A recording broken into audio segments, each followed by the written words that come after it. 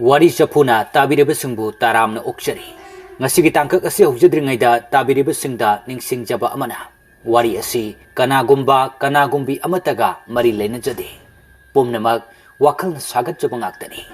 lobirasi basanti kangjamgi banglo tarasuba aruiba tangka Ronaldo mana jantra adu yengrubu matamda yauramdraba adudadi yamna pakatnari Bayrosan jantra du yauramdre Ronaldo wahidu tabada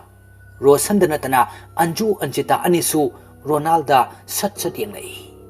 matam aduda Ronaldo maithong suklaga yamna matha saba mi amagi matauda kari tausige khanbagum tauri aduga makhoigi matungda leplibi nupi adu atai kana sunati patani ni matam aduda patani do makhoigi manakta asum changsinki aduga makhoisu phuk haugatuna machi aduda yamna kina leptuna leiri hausikti makhoigi masa ngak thoknanaba karisu yautre aduna nupi aduna makhoibu hatkhirgani khanbada yamna warami Anjita Anju makhoi anidi nupi ga oire aduna amuk ka heli wajabasu kapsu kapli maikei khangda thanglakiba khongthang adu kadumduna amuk thanggadaba adu madu khanduna makhoi adu kappanatana upai leite aduga patanisu hauzik fawa mahaki thamoina miyoi ba haiba khudingmaksi mana warauri masa matom takak hatpibu oirabadi adu yongna su warawramloi angang unagadabagi mikop kharatamak ngairaba tanja aduda mabu minung sileitana hatuk pikiba matamduda magi thamoina khangkiba awaba adudi kanana su khangbikide adukki matik hainingai leitana wajuki chenba sungamjada kayada wakiba mahakna China adu ngasi sumagi thamoidu faubugum adumak lehuki adumna singamdana sikibana magi awabadu mafam asibu koliba ishor mana uraduna laman khumjarasanu haiduna mana haijaba wadu yaduna mangonda matik mathona haplubani adubu madi ngasi su mi haiba jatsi magi thamoina yektuna leikibana mafam asida hek changakba mifum khudingmak haningbा फावखिबani aduga hatsuatki cheki imung manung tumnaba mara leiba leitaba thidana madunasu magi thamoina apenbu oikide asumna patanina makhoigi manak aduda sum changsilakpaduda makhoidu leptuna leiba yaraktraduna mafam aduda Rosanna Anjitagi makhut samkre aduga Ronaldo Anjugi makhut adu samlaga makhoi mari tungtha mangtha chenba horakne adubo makhoina phanakana chelabasu makhoina thungiba mafam asi banglo aduda hekta oirami matam aduda makhoi loina ngakpana khamthengle adubo makhoi banglo adugi manungdadi amuk hanjinduna changge haibadi khandre asumna makhoidu kadomda amuk chensige haina tingak maingak nana leptuna leiringai aduda khanghaudana phan chongsilaktuna Ronaldo makhutu ta pairaki matam aduda patani do Laimai long takre aduga makhoina tahore haina khankiba jantra adu Ronaldo makhwangda kirambadagi lang adu tattuna mana letliba phurit adugi manungda panduna leikibanina jantra adu Ronaldo masada yauribanina patanina thengluba matamda adumak mahak laimai da takibani patanina adumna laimai da longna takiba matam aduda makhoitu ingak ngaklami aduga Ronaldo Mana leliba furitu lokthok sat kanthok matam aduda jantra adu laimai da oina tarakle matam aduda makhoidu kapnok togduna amana amadi yengnarai aduga Ronaldo asumna Rosan da harki bai Rosan se jantra senang bai Rosan na bai Ronan aina bai basu bai na bai basu ai gidi chap mane karibu khenari bage hinglabasu sirabasu aikoi punna sigani aikoi punna hingani Ronaldo madu yade bai Rosan bosak asidi nangi demak nangi father na pirambani aduna nang adum paijaro asumna Rosan gi makhutta Ronaldo jantra adu nampi pisili aduga Ronaldo amu makha tarai bai Rosan hausikti ai loksing ama lakle yengodo nupi asina tadunu lengai matam asida mamu halase matam aduda anitana satkhum lai nate da Ronan nupi asiba thawaini aduna mabu aikhoina harpadi uthoklaroi adugi saruk aikhoi mafam asidagi chen kinaba tawrasi asumna patani na mafam aduda taduna ledingai mikup aduda makhoi maridu makhut samnaraga amuk mafam adudagi sienthorakle handakti makhoi na asum chelakpana makhoi gari thamlamba mafam adomda amuk thonglare aduga nahan khaidi mafam adu isuk sukibani adubo ngasidi thabalgi mangal adusu khara mayek sengbugum tawri aduga gari manakta tapna sangsinduna ronald na hari anjo anjita amadi virusan akhoi gari asi thobu yaribra haina check amuk tang toksi yaram lagadi gari asi thogduna chatkrase asumna makhoi ne gari adu start tawduna yengi makhoi su daw yaba haigadra karino gari adu start tawrubada yaramle matam aduda ronaldo taha hairei virusan akhoi chatna tawrase asumna gari duda makhoi loina kakatlaga mamai leige haiduna maning haifet haluba matamda gari adugi maning thangba chaka adu uru ungduna thangalakpagi mawong da torki matam aduda makhoi su kaidorabano khanduna haifet chepthaduna yenglubani adubu khanghaudana makhoi na thoge haina tawriba gari adugi maning thangba saruk adu patani na pairaga thangatun leramle matam aduda makhoi du koilau lauraga gari adugi manungdagi phan chongthanaraktuna tusinbasu yaure gari adusu patani na khangtha thadaraga makhoi ki manakta changsilai aduga ronaldo yamna sauna yangai madugi maramdi patani na hujik yamna sauri basi ronald ni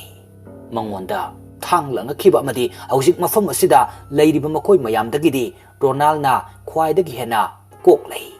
ataidi khara pangtak sutakna tawbugum tawi asumna makhoi do amada amuk chen tawduna leire adubu makhoi haujiktada bab tarai anjitana sat hari daronan asiba thawai hatkadaba upai ma leire ronalna anjita kamaina no anjitana hari daronan nupi adugi asiba hakchang ado kadai de lerangani magi hakchang adu pura thiba khangdrabasu magi saru polang machet amatang oirabasu mai thadokadabani rosan hari anjita haujibu kadaida madu thiruni asumna leiringai cheirak aduda ngasai banglo adugi manungda ukibi ahal adu amuk makhoi gi manakta leplare aduga patani bu sauna hari hey asiba thawai tu yengo haujikti aina nangi asiba hakchang adudagi nangi thawai adu kauthoklabani adubu hairaklibu wafam adu patani na thausadana ronald gi matungdagi ronald bu soro chingba haukre matam aduda anju adu khanglau laurga hari daronan se pukre asumna kablai matam aduda rosan su ronald ki khongul lerami makhoi ki manakta leiriba ahal aduna asumna hari lao nakhoi ani aigi itung ilo asumna ahal aduna lamjing laga patani ki hakchang phumnabagi damak tawkhiba kom adugi manakta lai aduga asomdana rosan du ronald bu koiko kauri maikei on duna ronald haina aduga nakal amadana ronaldo patani na mahaki makhut aduda chejet paisin ba henman khiduna khudang adu tat khibagum tawre aduna nan thok na bagi upai su leita tawfam khangdre thadu o hairagan hele khut pai chet na paisin lakpasu aduga somdana ahal aduna patani bu phung khibam fam adu anju anjeta anida tak laba matung da hairi mafam asidani mahaki asibak jang phung khibado tawbatabu mahakna amuk asiba hakchang aduda mahaki thawai asi changduna ahingba taibang mi amagum leirakhibani aduna magi thawai ga hakchang ga anisi khaidokna daba yararoi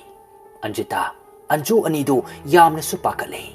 asomdana rosan ga ronald ga du kamdauram ga dagi haina aduga somdana makoisu ahal aduna hairiba wadu taraga matha yamna sarami matau karamna nupi adugi thawaiga hakchangga khaidoknagani khanbada asumna mikuk kharagi matung ahal aduna taklabu matung makhoi ani du hana tawkhiba kom aduga chap manaba kom ama makhoi ani changduna hotoklami adubu yamna luthana hotpadi ngamdre makhoi ki makhut adunadi khutlai yaudana tawbani adubu ahal aduna amuk hari nakhoina kom adu tawbu matamda mateng oinanaba ai khutlai ama pige masigi matengna mafam adu yamna laina luna tawthokro asumna ahal aduna khutlai ama piraba matung mafam adu yamna luna tawrami aduga makhoi anidu humangsu yamna tare masada pakhatpa akibani yomlaga taha tawba thabak oibanina mamai mamit ka tu leibak su loina taire tarakliba humang adu makhutuna amuk taithok leibak tu amuk khotok tawbududa asumna kom adu tawbu loiraba matung ahal aduna hari phare adudi nakhoi aigi tungsida lepu nupi adu aina mafam asida kaurage tawbutabu nakhoi horen aigi tungda adumak leptuna leigadabani natrabadi mahakna nakhoi anibu soidana hatkragani anju anjita anidu ahal aduna haibagi matung inna mahaki matungda laikre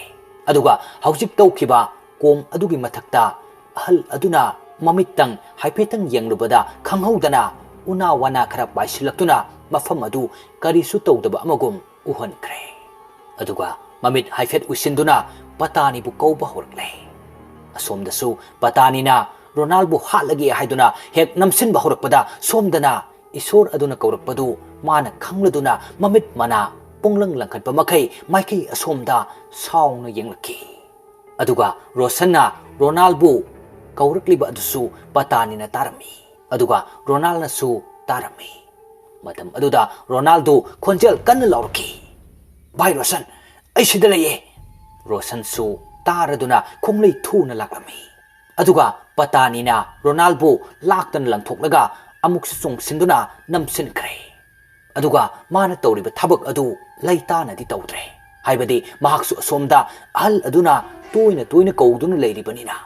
aduga mikuk khargi matung rosan su mafam adu yaurakle mahakna mafam adu yaurakpa matamdadi ronaldo patani na namsillaga makhori metpa horamle matam aduda rosan du mahak sirabasu sirasanu matagum ronaldo kandaba yadi haiduna khonglei thuna sangsinduna ronaldo gi hakchangda namsilaga makhori metuna leiribi patani gi masaduda makhutuna thenge tawrubada patani na madu khangladuna mamaidu sat non khataga mamit anidu amuk sat langkhatuna mamaidu sunglei leithoroktabida ronaldo gi makhori metuna leiriba makhut anidu dagi ama khangtha thadoklaga sapu kanna rosan tamna hek thomdatlami adubo laibak thibadi patani du rosanda adumna thenglubu matamda ma oina maina jingbadongna tawraga masadu laktana amung langthokre madugi tanja aduda rosandu khonglei thuna ronaldo gi manakta changsilaga ronaldo tapna haugatpire matam aduda ronaldo yamna wana rosan gi makhuta chejet paisilaki patani du amuk gyan lakle aduga rosanna ronaldo tapna chingkhalaga mangonda haipet nga thanduna mafam adudagi laki hek tawbaga patani du phuk haugalai matam aduda rosandu mana pairiba jantra adu uttun harai hai asiba thawai nangna aikhoibu maithiba pige haina kayara khonerabasu aikhoibu maithiba pibadi oithoklaroi aduna nan phamda hanjakro asiba thawaina mi marakta leibi ade asumna hairaklami matam aduda patani su upai leitreduna sauna yengduna leiri aduga rosan amadi ronald anina lepliba mafam aduda hauba achou using adu khanghaudana tektharaki matam aduda rosanna ronaldo chingboy kariboi tawraga mafam adudagi khonglei thuna chenthoraki aduga asumna hari bairona se nang hanagum nam tu toro nang yamna sontare hausikti ibani upai amata leitre chenba senatana ronaldo hoi bai ai ngambre nge ai khut asisu teklaba male karimta lengmo ngamdre asumna khara waba manba mawongda khumlaki tasengbagidi ronaldo wadi yamna warabani nupani haibagi khangliba haibaduni asumna patani na makhoina leptuna redi mafam aduda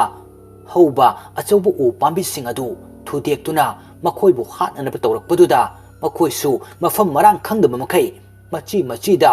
thaijinduna lakpana haujikti ahal adugi manak yaurakle matam aduda ahal aduna asumna hairaklami yengutu asidlepo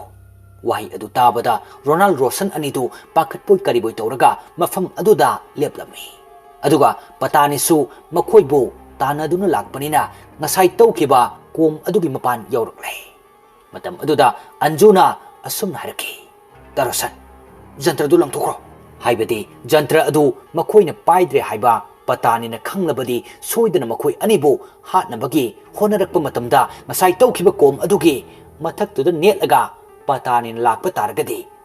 ꯁꯣꯏꯗꯅ ꯀꯣꯝ ꯑꯗꯨꯗ ꯄꯇꯥꯅꯤ ꯇꯥꯁꯤꯟꯈꯤꯒꯅꯤ ꯍꯥꯏꯕꯁꯤ ꯃꯈꯣꯏꯅ ꯈꯪꯂꯗꯨꯅ ꯖꯟꯇ꯭ꯔ ꯑꯗꯨ ꯂꯪꯊꯣꯛꯈ꯭ꯔꯣ ꯍꯥꯏꯗꯨꯅ ꯑꯟꯖꯨꯅ ꯍꯥꯏꯔꯛꯂꯤꯕꯅꯤ꯫ ꯑꯁꯨꯝꯅ ꯔꯣꯁꯟꯅ ꯖꯟꯇ꯭ꯔ ꯑꯗꯨ ꯂꯥꯛꯇꯅ ꯂꯪꯊꯣꯛꯈ꯭ꯔꯦ꯫ ꯃꯇꯝ ꯑꯗꯨꯗ ꯄꯇꯥꯅꯤꯗꯨ ꯃꯈꯣꯏ ꯑꯅꯤꯕꯨ ꯍꯥꯠꯂꯒꯦ ꯃꯇꯥꯒꯨꯝ ꯑꯃꯨꯛ ꯍꯥꯏꯔꯤꯕ ꯃꯐꯝ ꯑꯗꯨꯗ ꯃꯈꯣꯡꯗꯨꯅ ꯅꯦꯠꯂꯨꯕ ꯃꯇꯝꯗ ꯍꯥꯏꯕꯒ ꯇꯧꯕꯒ ꯀꯣꯝ ꯑꯗꯨꯗ ꯄꯨꯊꯈ꯭ꯔꯦ꯫ ꯃꯗꯨꯒꯤ ꯇꯥꯟꯖꯥ ꯑꯗꯨꯗ ꯑꯍꯜ ꯑꯗꯨꯅ ꯃꯐꯝ ꯑꯗꯨꯗ ꯇꯥꯔꯤꯕ ꯎꯅꯥ ꯋꯥꯅꯥꯁꯤꯡ ꯑꯗꯨ ꯃꯥꯒꯤ ꯃꯤꯠꯌꯦꯡ ꯑꯗꯨꯅ ꯍꯥꯏꯐꯦꯠ ꯌꯦꯡꯂꯨꯕꯗ ꯖꯔ ꯖꯔ ꯈꯣꯝꯖꯤꯜꯂꯛꯇꯨꯅ ꯀꯣꯝ ꯑꯗꯨꯒꯤ ꯃꯅꯨꯡꯗ ꯑꯃꯨꯛ ꯂꯣꯏꯅ ꯇꯥꯁꯤꯟꯈ꯭ꯔꯦ꯫ ꯑꯗꯨꯒ ꯈꯪꯍꯧꯗꯅ ꯃꯤꯀꯨꯞꯇ ꯀꯣꯝ ꯑꯗꯨꯒꯤ ꯃꯅꯨꯡꯗꯒꯤ ꯃꯩ ꯆꯥꯛꯄ ꯍꯧꯔꯛꯂꯦ꯫ ꯃꯇꯝ ꯑꯗꯨꯗ ꯀꯣꯝ ꯑꯗꯨꯒꯤ ꯃꯅꯨꯡꯗ ꯄꯇꯥꯅꯤꯅ ꯀꯣꯏꯂꯥꯎ ꯂꯥꯎꯕꯒꯤ ꯈꯣꯟꯖꯦꯜ ꯑꯗꯨ ꯇꯥꯕꯗ ꯃꯈꯣꯏꯒꯤ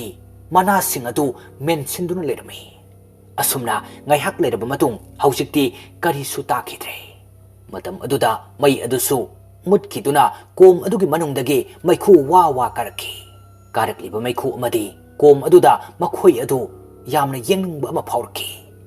ꯑꯁꯨꯝꯅ ꯃꯈꯣꯏꯅ ꯆꯪꯁꯤꯟꯗꯨꯅ ꯀꯣꯝ ꯑꯗꯨꯒꯤ ꯃꯅꯨꯡꯗꯨꯗ ꯃꯉꯛꯁꯤꯡꯗꯨ ꯍꯥꯏꯐꯦꯠ ꯂꯩꯊꯗꯨꯅ ꯌꯦꯡꯂꯨꯕ ꯃꯇꯝꯗꯗꯤ ꯄꯇꯥꯅꯤ ꯑꯗꯨ ꯀꯥꯔꯤ ꯀꯥꯔꯤ ꯇꯧꯔꯒ ꯃꯈꯨꯠ ꯃꯁꯥ ꯆꯞ ꯇꯤꯡꯊꯣꯛꯂꯒ ꯀꯣꯝ ꯑꯗꯨꯒꯤ ꯃꯅꯨꯡꯗ ꯃꯃꯤꯠ ꯑꯅꯤꯗꯨ ꯄꯥꯡꯂꯒ ꯇꯥꯗꯨꯅ ꯂꯩꯔꯝꯕꯗꯨ ꯃꯗꯨ ꯎꯕꯗ ꯑꯟꯖꯨ ꯑꯟꯖꯤꯇꯥ ꯑꯅꯤꯗꯨ ꯈꯪꯂꯥꯎ ꯂꯥꯎꯔꯛꯈꯤ꯫ ꯃꯇꯝꯗꯨꯗ ꯑꯍꯜ ꯑꯗꯨꯅ ꯑꯁꯨꯝꯅ ꯍꯥꯏꯔꯛꯏ, ꯍꯧꯖꯤꯛꯇꯤ ꯃꯍꯥꯛ ꯑꯃꯨꯛ ꯍꯟꯅ ꯍꯧꯒꯠꯂꯛꯂꯔꯣꯏ, ꯇꯧꯕꯇꯕꯨ ꯃꯍꯥꯛꯀꯤ ꯍꯛꯆꯥꯡ ꯑꯁꯤꯗꯤ ꯅꯤꯡꯊꯤꯖꯅ ꯃꯩ ꯊꯥꯗꯣꯛꯇꯕ ꯌꯥꯔꯣꯏ꯫ ꯑꯁꯨꯝꯅ ꯃꯈꯣꯏꯅ ꯄꯇꯥꯅꯤꯒꯤ ꯍꯛꯆꯥꯡ ꯑꯗꯨ ꯃꯩꯅ ꯇꯨꯝꯅꯕ ꯊꯥꯔꯝꯃꯤ꯫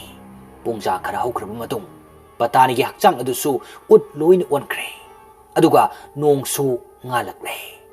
ꯃꯇꯝ ꯑꯗꯨꯗ ꯃꯈꯣꯏ ꯃꯔꯤ ꯑꯗꯨ ꯑꯃꯅ ꯑꯃꯗ ꯍꯥꯏꯐꯦꯠ ꯌꯦꯡꯅꯔꯒ ꯑꯋꯥꯕ ꯅꯨꯡꯉꯥꯏꯕ ꯑꯅꯤ ꯄꯨꯟꯁꯤꯟꯗꯨꯅ ꯅꯣꯛꯄ ꯃꯤꯅꯣꯛ ꯑꯃꯒ ꯂꯣꯏꯅꯅ ꯅꯣꯛꯇꯨꯅ ꯌꯦꯡꯅꯩ꯫ ꯃꯇꯝꯗꯨꯗ ꯑꯍꯜ ꯑꯗꯨ ꯑꯃꯨꯛ ꯊꯣꯛꯂꯛꯇꯨꯅ ꯃꯈꯣꯏꯒꯤ ꯂꯝꯕꯤꯁꯨ ꯇꯥꯛꯄꯤꯔꯦ꯫ ꯑꯁꯨꯝꯅ ꯃꯈꯣꯏꯅ ꯒꯥꯔꯤ ꯂꯩꯍꯧꯈꯤꯕ ꯃꯥꯏꯀꯩ ꯑꯗꯣꯝꯗ ꯑꯃꯨꯛ ꯆꯠꯇꯨꯅ ꯒꯥꯔꯤ ꯑꯗꯨꯗ ꯃꯈꯣꯏ ꯃꯔꯤ ꯇꯣꯡꯂꯒ ꯃꯐꯝ ꯑꯗꯨꯗꯒꯤ ꯑꯃꯨꯛ ꯊꯧꯔꯛꯂꯦ꯫ ꯑꯁꯨꯝꯅ ꯉꯥꯏꯍꯥꯛꯀꯤ ꯃꯇꯨꯡ ꯃꯐꯝ ꯑꯗꯨꯗꯒꯤ ꯈꯔ ꯊꯧꯔꯛꯂꯒ ꯍꯧꯖꯤꯛꯇꯤ ꯑꯆꯧꯕ ꯂꯝꯕꯤ ꯑꯃ ꯊꯦꯡꯅꯔꯦ꯫ ꯍꯥꯏꯔꯤꯕ ꯂꯝꯕꯤ ꯑꯗꯨꯗ ꯃꯈꯣꯏꯅ ꯁꯨꯝ ꯊꯧꯔꯛꯄꯅ ꯃꯤ ꯃꯌꯥꯝ ꯆꯠꯇꯨꯅ ꯂꯩꯔꯝꯕꯗꯨꯁꯨ ꯃꯗꯨ ꯎꯔꯛꯈꯤ꯫ ꯑꯁꯨꯝꯅ ꯃꯈꯣꯏꯅ ꯒꯥꯔꯤ ꯑꯗꯨ ꯊꯧꯔꯒ ꯑꯁꯨꯝ ꯂꯥꯛꯄꯗ ꯆꯥꯗꯕꯅ ꯆꯣꯛꯊꯔꯕ ꯍꯛꯆꯥꯡꯁꯤꯡ ꯑꯗꯨ ꯃꯐꯝ ꯑꯗꯨꯋꯥꯏꯗꯨꯗ ꯀꯨꯝꯊꯔꯒ ꯆꯥꯕ ꯌꯥꯕ ꯀꯔꯤꯅꯣ ꯈꯔ ꯆꯥꯈꯤꯁꯤ ꯍꯥꯏꯗꯨꯅ ꯒꯥꯔꯤꯗꯨ ꯈꯥꯝꯂꯝꯃꯤ꯫ ꯑꯗꯨꯕꯨ ꯃꯈꯣꯏꯅ ꯒꯥꯔꯤꯗꯒꯤ ꯀꯨꯝꯊꯔꯛꯄ ꯃꯇꯝ ꯑꯗꯨꯗ ꯂꯩꯔꯝꯂꯤꯕ ꯑꯆꯠ ꯑꯋꯣꯡ ꯃꯤꯌꯥꯝꯁꯤꯡ ꯑꯗꯨꯅ ꯃꯈꯣꯏꯗ ꯍꯥꯏꯐꯦꯠ ꯌꯦꯡꯗꯨꯅ ꯂꯩꯔꯤ꯫ ꯍꯥꯏꯕꯗꯤ ꯃꯈꯣꯏꯒꯤ ꯁꯛꯐꯝ ꯑꯗꯨ ꯄꯨꯔꯥ ꯂꯣꯏꯔꯦ꯫ ꯑꯗꯨꯅꯅꯤ ꯃꯌꯥꯝꯁꯤꯡ ꯑꯗꯨꯅ ꯃꯈꯣꯏꯗ ꯌꯦꯡꯂꯛꯂꯤꯕꯗꯣ꯫ ꯑꯁꯨꯝꯅ ꯃꯐꯝ ꯑꯗꯨꯗꯒꯤ ꯃꯈꯣꯏꯅ ꯏꯁꯤꯡ ꯈꯔ ꯂꯧꯔꯒ ꯃꯃꯥꯏ ꯇꯥꯊꯣꯛꯂꯕ ꯃꯇꯨꯡ ꯃꯈꯣꯡ ꯃꯈꯨꯠ ꯂꯣꯏꯅ ꯆꯥꯝꯊꯣꯛꯂꯦ꯫ ꯑꯗꯨꯒ ꯍꯣꯇꯦꯜ ꯑꯃꯗ ꯆꯥꯛ ꯆꯥꯕ ꯆꯪꯂꯛꯈꯤ꯫ ꯃꯇꯝ ꯑꯗꯨꯗ ꯊꯥꯅꯤꯜ ꯑꯃꯗꯤ ꯊꯣꯃꯥꯁꯀ ꯊꯕꯛ ꯄꯨꯟꯅ ꯇꯧꯃꯤꯟꯅꯕ ꯃꯃꯥꯟꯅꯕ ꯑꯃꯁꯨ ꯍꯣꯇꯦꯜ ꯑꯗꯨꯗ ꯆꯥꯛ ꯆꯥꯗꯨꯅ ꯂꯩꯔꯝꯃꯤ꯫ ꯃꯤꯀꯨꯞꯇꯨꯗ ꯔꯣꯁꯟꯅ ꯀꯧꯔꯝꯃꯤ, "ꯑꯪꯀꯜ!" ꯅꯨꯄꯥ ꯑꯗꯨꯁꯨ ꯁꯠ ꯂꯩꯊꯣꯛꯇꯨꯅ ꯌꯦꯡꯂꯛꯏ꯫ ꯔꯣꯅꯥꯜ ꯑꯃꯗꯤ ꯔꯣꯁꯟ ꯑꯣꯏꯔꯝꯕꯗꯨꯗ ꯌꯥꯝꯅ ꯍꯔꯥꯎꯕ ꯃꯇꯧ ꯎꯠꯇꯨꯅ ꯃꯈꯣꯏꯒꯤ ꯃꯅꯥꯛꯇ ꯆꯪꯁꯤꯜꯂꯛꯈꯤ꯫ ꯑꯁꯨꯝꯅ ꯃꯈꯣꯏꯒꯤ ꯐꯥꯗꯔ ꯍꯣꯏ ꯀꯗꯥꯏꯗ ꯆꯠꯈ꯭ꯔꯒꯦ, ꯑꯣꯐꯤꯁ ꯂꯥꯛꯇꯦ ꯍꯥꯏꯔꯨꯕ ꯃꯇꯝꯗ ꯃꯈꯣꯏꯅ ꯋꯥꯔꯤ ꯄꯨꯝꯕ ꯂꯤꯔꯝꯃꯤ꯫ ꯃꯗꯨꯗꯒꯤ ꯈꯪꯂꯦ ꯊꯣꯃꯥꯁ ꯑꯃꯗꯤ ꯊꯥꯅꯤꯜ ꯂꯩꯈꯤꯗ꯭ꯔꯦ ꯍꯥꯏꯕ꯫ ꯃꯈꯣꯏꯗ ꯅꯠꯇꯅ ꯃꯈꯣꯏꯒꯤ ꯂꯣꯏꯅꯕꯤꯁꯤꯡ ꯑꯃꯗꯤ ꯕꯤꯟꯗꯨꯁꯨ ꯂꯩꯈꯤꯗ꯭ꯔꯦ ꯍꯥꯏꯕ꯫ ꯑꯁꯨꯝꯅ ꯑꯣꯐꯤꯁꯇ ꯄꯥꯎ ꯄꯤꯔꯗꯨꯅ ꯃꯗꯨꯒꯤ ꯅꯣꯡꯉꯥꯜꯂꯒ ꯕꯪꯒ꯭ꯂꯣ ꯑꯗꯨꯗ ꯂꯥꯛꯇꯨꯅ ꯂꯩꯍꯧꯔꯤꯕ ꯊꯥꯅꯤꯜ ꯑꯃꯗꯤ ꯊꯣꯃꯥꯁ ꯍꯣꯏꯒꯤ ꯑꯁꯤꯕ ꯍꯛꯆꯥꯡ ꯑꯗꯨ ꯄꯨꯂꯤꯁꯀꯤ ꯇꯤꯝ ꯑꯃꯅ ꯂꯧꯈꯠꯂꯕ ꯃꯇꯨꯡ ꯃꯈꯣꯏꯕꯨ ꯏꯀꯥꯏ ꯈꯨꯝꯅꯕ ꯎꯠꯇꯨꯅ ꯂꯩ ꯄꯔꯦꯡ ꯀꯌꯥ ꯀꯠꯇꯨꯅ